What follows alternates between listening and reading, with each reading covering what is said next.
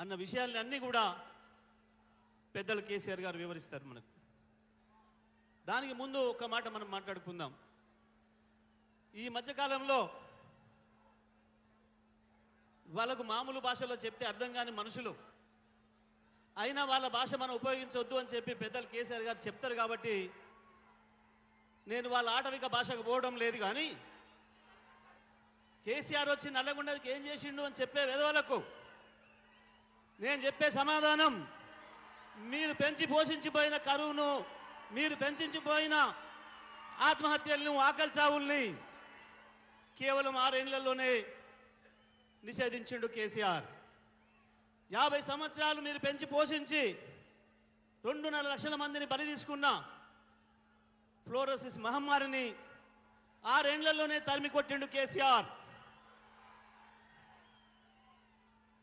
తెలంగాణ వచ్చే నాటికి కేవలం 3 లక్షల టన్నుల వరి ధాన్యాన్ని అందించిన ఈ నల్గొండ జిల్లాను 4 ఏళ్లలోనే 40 లక్షల టన్నుల వరి ధాన్యాన్ని పండించే స్థితికి తీసుకొచ్చిండు కేసీఆర్.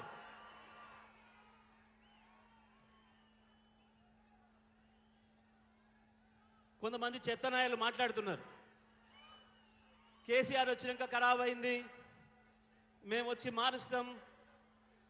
ఏం మార్చిండ్రు? మార్స్తూనే ఉన్నారు. కేసీఆర్ ఇచ్చిన 24 గంటల కరెంటు మాయం చేస్తున్నారు.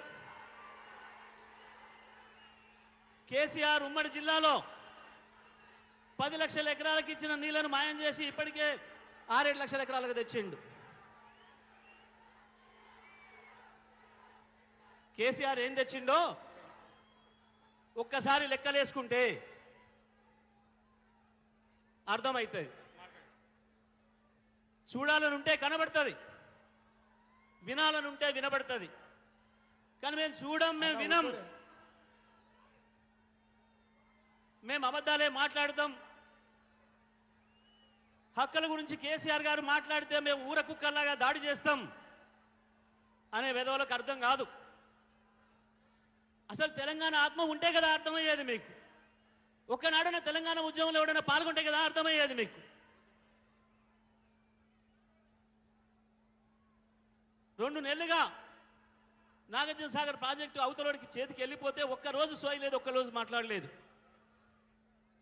కేసీఆర్ గారి ఆదేశాలతో మన నాయకులు, మన మాజీ మంత్రివర్యులు మాట్లాడిన తర్వాత గబాల మేల్కొని మన మీద దాడి చేసే ప్రయత్నం చేసింది.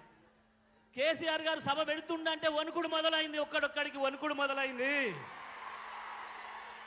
అబద్ధాలు చెప్పి చెప్పి ఇక వీకలేక నిన్న అసెంబ్లీలో చర్చ పెట్టింది. హరీష్ రావు గారు ముఖం మీద తన్నట్టు అన్ని విషయాలు చెప్పిండు. ఇవాళ ఉన్న విషయాలన్నీ గత 60 ఏళ్ళు ఏం జరిగింది, ఈ 10 ఏళ్లలో ఏం చేసిన అనే విషయాలు అన్నిటిని చెప్తూ రేపటి మన కర్తవ్యాన్ని బోధించడానికి వచ్చిన పెద్దలు, మన అధ్యక్షులు